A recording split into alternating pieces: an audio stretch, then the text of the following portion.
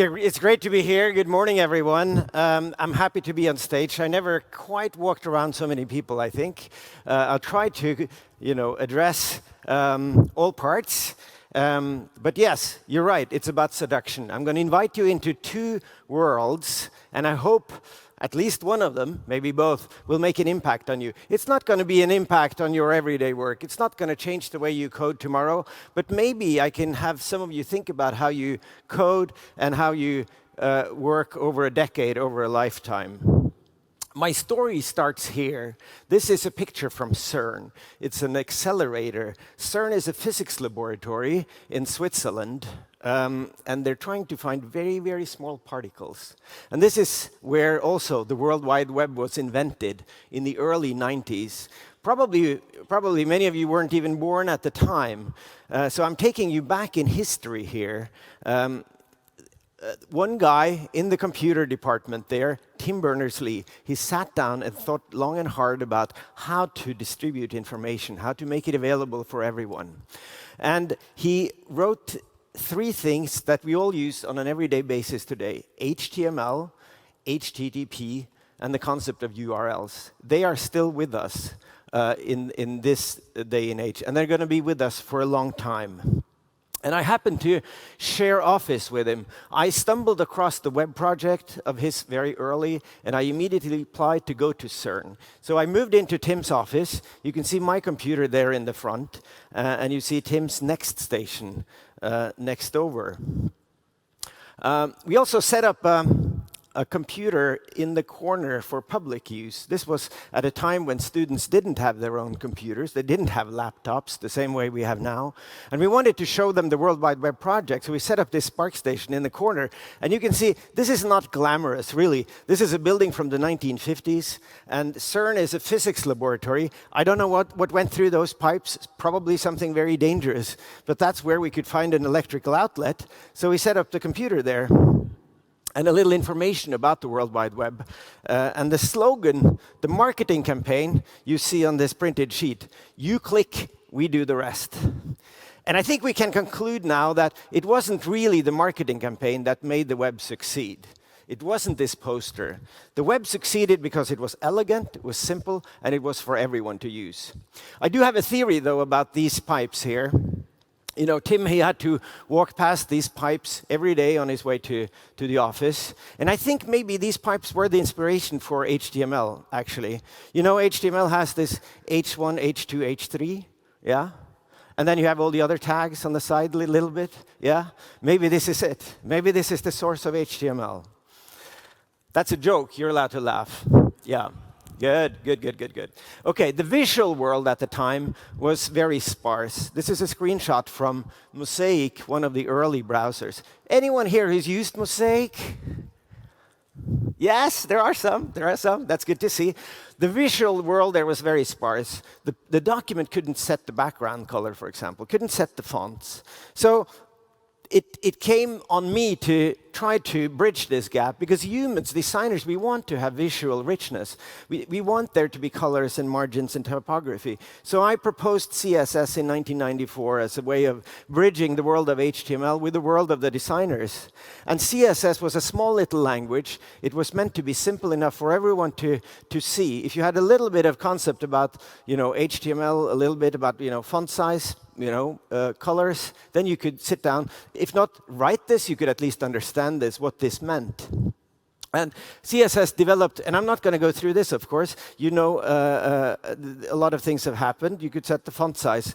What we always tried to do was to make it simple, so that with a one-liner, which you can see on the code there, with a one-liner you can change things visually and make an impact. And I can tell you, in 1996, this was really hot stuff, to be able to set the border and the color around text. This was incredible things. And we had all sorts of people come to us and work with us and had ideas about how to do things. And there were many things to do with borders. And also text shadows. Text shadows was actually very useful, because people used images to send things like this along. So instead of sending text with CSS, they made an image which had the shadow effect. So when we did text shadows the right way, You could still send the text along so that search engines could use it. Then we had the proposal to do border radius and rounded borders, and I wasn't so sure about this, actually. I thought, this is 1970s design. Is anyone actually going to use this? Anyone going to like this? It's way past, isn't it? Well, it turned out a lot of people wanted rounded borders, and we see them all over the place, and they're in good use today. And I'm happy that I lost that battle. Border radius is in there, and it's actually quite useful. By changing just one parameter in the code, you can make the thing visually appear very different. Our eyes are very sensitive to this. Just a little code change. The search engines don't care. The content is the same, but the visual impression is very different. So it's important that we have the right tools to make the presentation beautiful, seducing, create worlds where users like to be. And I think I'm very happy about the fact, first, that CSS is still used, and also that there's a very active community developing new features to do the things that JavaScript can also do, maybe, but if it's a common feature, common visual feature, we should try to do it in CSS, I think. Another visual world which I'm intrigued by is books. And as an example, one of the best books designers I know is Edward Tufte. You may not be familiar with him. He's an American author. He's done a lot of work in visual display. That's the title of his most famous book, The Visual Display of Quantitative Information. So he's trying to give examples from history how people have used figures to convey something about numbers. So when you open his books, I'm at least seduced by this. I think it's beautiful. You also have to take into account that this is a fairly big book. The paper is thick, and you can smell the print. It's a fantastic experience. I cannot give you that smell and the thickness of the paper here, but I can show you some intriguing scans, and I'm going to show you how to do this in CSS, because I think it's important that we also can do printed books. Printed books are important. It may not be important for your everyday work. It may not be what your customer is asking for, but for our civilization, books are very important. Our civilization is based on books. And, when all our computers crash, when we run out of electricity or something, when all our screens go dark, we're still going to have books around. So let's take a look at them. This is another Tufte example here. You can see how he's using figures. That machine at the bottom, it kind of invites your, what is that? Oh, I see it. It's planets. Wow, somebody actually made that? He fills his books with interesting figures, interesting examples, how to teach you about something. And doing it in a pleasant way. There's also a lot of tables, and you can see that he has kind of there's a main column on the left-hand side. That's where the text flow goes. Then there's figures in there, but on the right-hand side of each page, there's a side note area. That's where all the footnotes go. Footnotes are often placed at the bottom, but he puts them on the side, and he also puts the captions, the description of those figures, on the right in the side note area. And this is quite common if you do textbooks for high schools or college. You will often have notes on the side asking questions, or see this, or quiz, trivia, info. You will put it on the side to sort of embellish the text.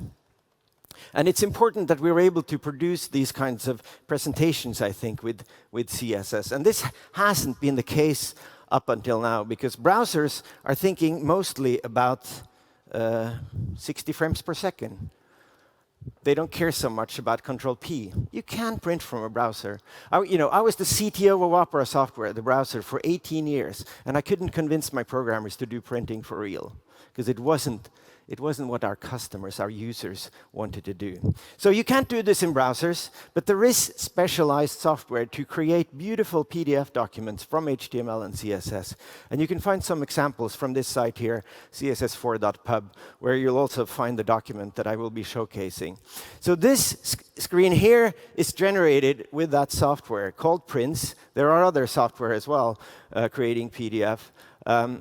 This here I've consciously tried to make something that Tufte could do, that Tufte would be proud to see, but it's all done in HTML and CSS. So yes, it is possible, and I'll show you how to do this.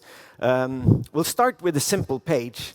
This is a simple Tufte page. It's actually one of his, so I've actually just scanned this, and we'll take a look at how to do the most basics. Setting up the page is quite easy. We have the @page construct, which went into CSS2 in 1996. So this has been around for a long time. It hasn't been much used because browsers just print. You set size to A4 or letter, but you can also set the size to be the actual size of the output, and that's what we're doing here. And 220 millimeters and 264 millimeters, that's the page size that Tufte uses. Obviously, that will change for the book you are writing, but it's going to be. It's very settable, and it's very easy to read the code as well. This is, again, it's quite simple CSS. One-liners can do a lot of things. Setting the margins in the page area is also very simple. I've carefully measured what Tufte is doing here, and those measurements are correct in all of his books. He has a very consistent design throughout his books. Page numbers we've also had for a long time. Here I'm setting on the right pages, in a spread, you have left and right pages, sometimes called recto and verso from Latin. So I'm saying on the right pages, in the top right corner, the content should be the value of the page counter. And the page counter is automatically incremented in CSS. So you can just refer to that page counter, and you get a number there in the top right corner. Now, looking at the page here, it's not just the page number that's in the corner. Here we have 80, which is the page number, and then it has the running header, it's called in printing industry.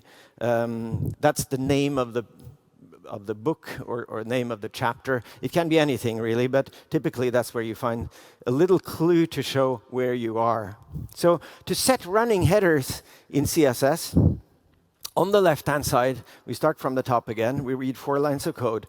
On left pages, in the top left corner, the content should be first the value of the page counter, so that's the number, and then comes a string, the string called chapter. And I'm also setting it to be small caps. Look at this. This is small caps font. So you can use any CSS in here as well. Setting it to small caps, and then further down the bottom line, H2 string set chapter contents. That's a little more cryptic, but it basically sets a variable called chapter to have the content of the H2 element. So I'm basically copying the text from the most recent H2 element so that it appears here in the running header on top of these pages. So doing this, we've solved the page thing, the margins, and the top running headers, but there's more. The figure and the caption. And those are things we cannot do with traditional CSS. These are things we couldn't get into the specs because, again, browsers, customers, users didn't care so much about it.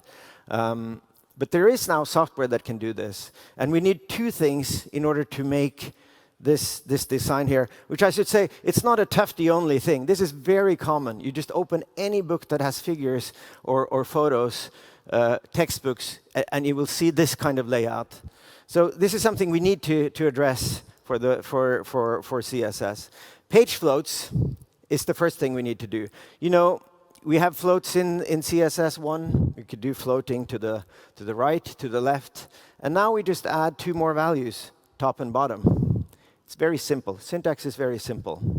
And by setting image to float to top This thing goes to the top of the current page, the page where it would naturally appear, and it pushes us upward. That's a little hard for browsers to do, because browsers may have laid out things already and don't really want to change things, because you actually had to move backwards here. It's not so much problem anymore, but in the beginning, this was very hard because we wanted to have incremental rendering of HTML, so that for every line of HTML, you should be able to render it and not have to go back and change it.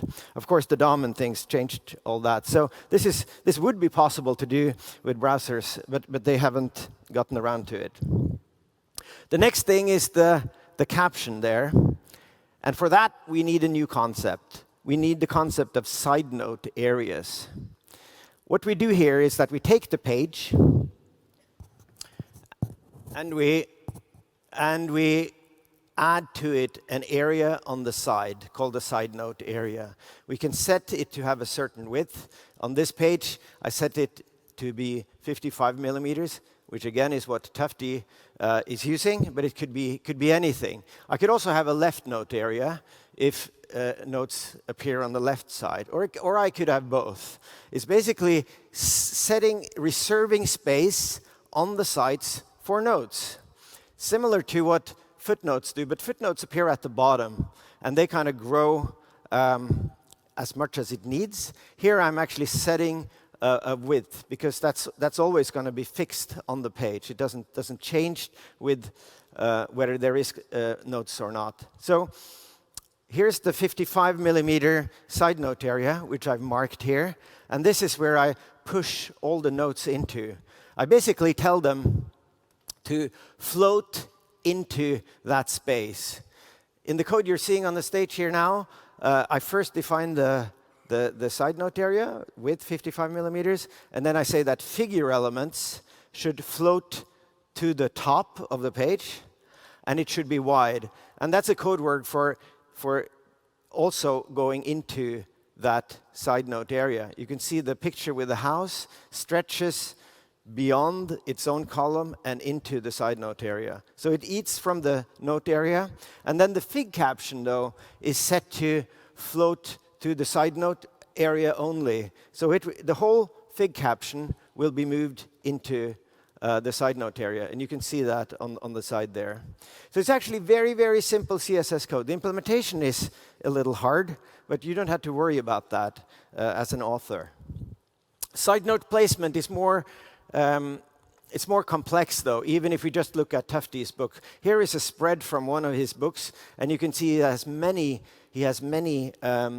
notes in the side note areas. If we start with the frog on the top, that's a figure, that's an image, and it has a caption. And the caption here is set to move to the top of that side note area. The next note is referenced from the text. You can't see there's a little marker there, like a footnote marker, which says just a number with a reference, and it points into that red square in the side note area. So here we see that the note is actually set far from the reference point, and it's moved into this column. So in this column of notes, we want it to start from the top and go downwards.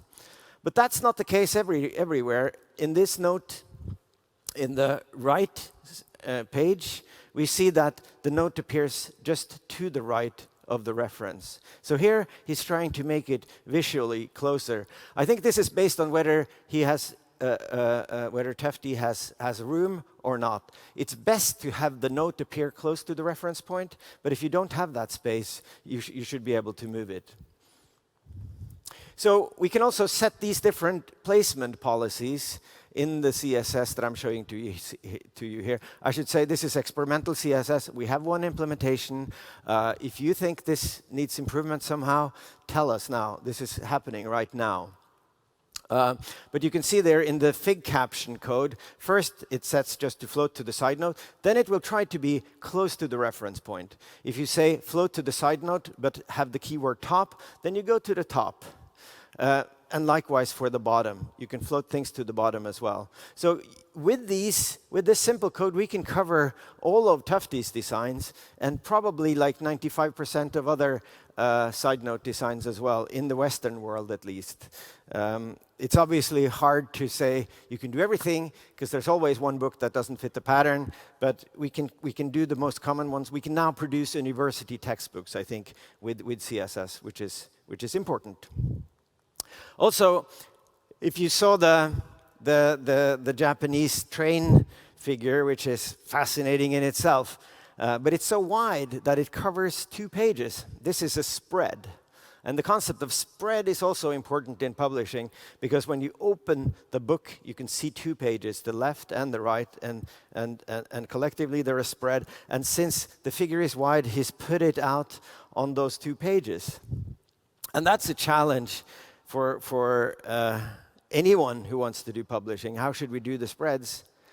And this is a page that I've generated, where I'm using a trick to show the map. It's basically doing the same as Tufte did. He's splitting the figure into 2 parts. He's showing the left half on the left page and the right half on the right page. And the way I'm doing this in the code is to have have 2 figure elements.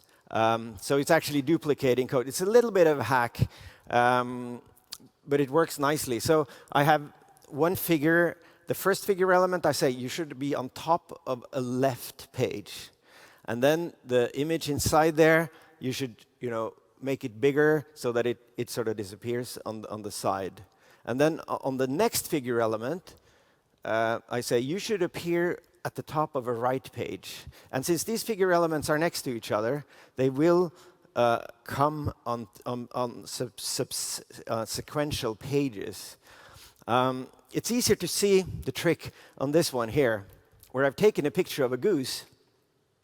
And also the headline here appears twice, where it's made to be wider, so it cuts, and it's made to be wider on the left, it cuts. So it looks like though it's one presentation, but you can see in the beak of the goose that it's not cut in the middle. You see the little hole there? Because of the folding of the paper, you'll need to show more than so some of it will disappear in the middle of the fold. Therefore, you had to show more of the image than you originally thought if this was a computer screen. So you had to be aware of the printing as well here. But it's doable, and it looks pretty cool. We should also be concerned about viewing on screen. So the code I'm showing you will be able to display in normal browsers. We made it so that the side notes appear. If you just click on that little thing there, the side note will appear. I could show you, but I only have 2 minutes and 52 seconds left. So I think I'll continue from there. You can find the example on css4.pub and try it out for real. 15 seconds about this figure. This is used in Tufte's books in a couple of places. It's a very famous design. It's not done by Tufte himself. It's done by a French cartographer called Minard. And he took the data from Napoleon's attack on Moscow in 1812, and he tried to visualize where the French troops were lost along the way. And it's an amazing, rich presentation where you see for every river crossing that the French troops had to do, especially on the way back, which is the black line. You see that for every river crossing, they lost like half of the troops, which is very tragic, of course, but it shows the gruesomeness of the war in a way, in a visual display, which is amazing. CSS is also becoming a data display language, so perhaps one day somebody can do a CSS-only presentation like this. I don't know. They do Mona Lisas and all sorts of things with CSS art, and Leah showed yesterday on stage these bar statistics that you could do with CSS only. Maybe one day we can do this. We'll see. I should also note that we can't do everything automatically. We're trying to do beautiful layout automatically with the tricks that I've been showing you, but there will be things that you will actually need to have a human look at. Like here, this is Tufte's book. You see the rhinoceros picture in the side note area, and you can see that the horn of the rhinoceros actually sticks out a little bit further out to the right. And there's a thing called optical alignment in place there. Because the horn is not so solid as the rest of the body, you want it to stick out a little bit so that it looks like it's aligned. For the human eye, it looks aligned even if it sticks a little bit out. And that, I think, it's hard for computers to do yet. Maybe one day, we'll see. Also, very briefly, on text replacement, if you do want to do really good typography, you need to change things so that the punctuation looks exactly right. And here, we can do this by changing in CSS. It's very powerful. By replacing the dash dash, which is available on your keyboard, you can change it to a long dash. You can give it a little more space, like the French like to do. They put a little extra space before the exclamation marks, for example. And you can do this by running the text replace property. It's very dangerous, though. You can change all the yeses to nos, like legal implications there. Be careful. Don't do that. I'm almost out of time. I would just say 30 seconds about why are we doing this. Do we really care about printing anymore? I think we do.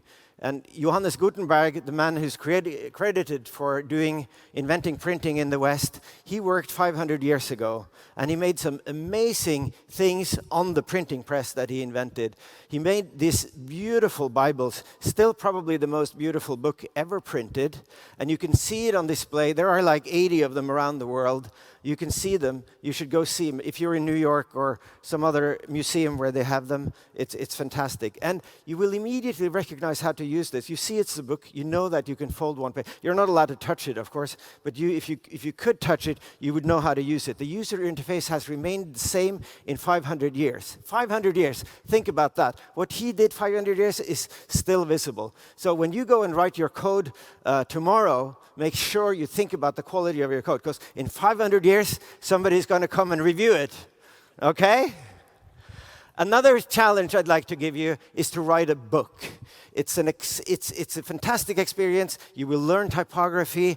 You will dedicate yourself to a subject.